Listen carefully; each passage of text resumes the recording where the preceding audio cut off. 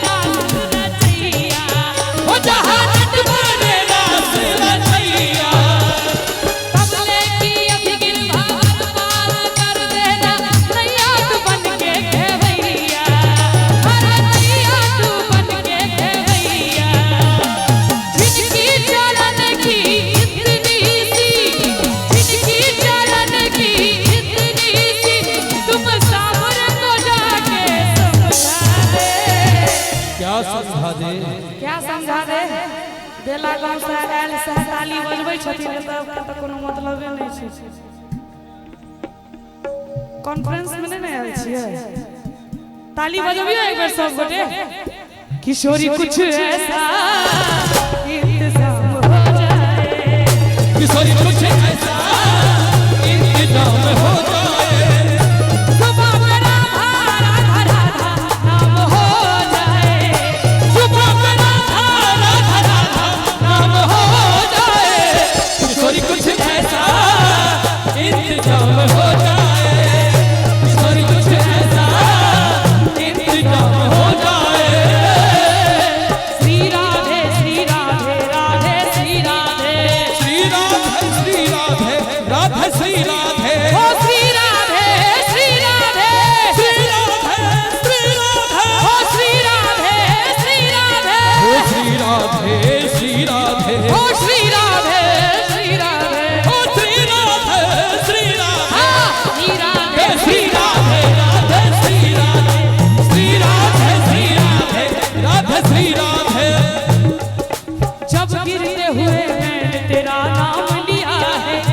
गिरते हुए मैंने तेरा नाम लिया है, ओ जब गिरते हुए मैंने तेरा नाम लिया है, जब गिरते हुए मैंने तेरा नाम लिया है, गिरने न दिया तूने मुझे थाम लिया है।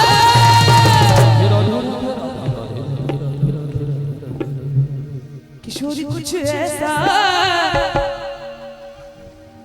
किशोरी कुछ ऐसा इंतजाम हो जाए, किशोरी कुछ ऐसा इंतजाम हो जाए, किशोरी कुछ ऐसा इंतजाम हो जाए। और कथावाचक दया किशोरी जी के चिन्हित हेबे, हुनकर आवाज में एकटा भजन बड़ा प्रचलित छलै, धमाल धमाल।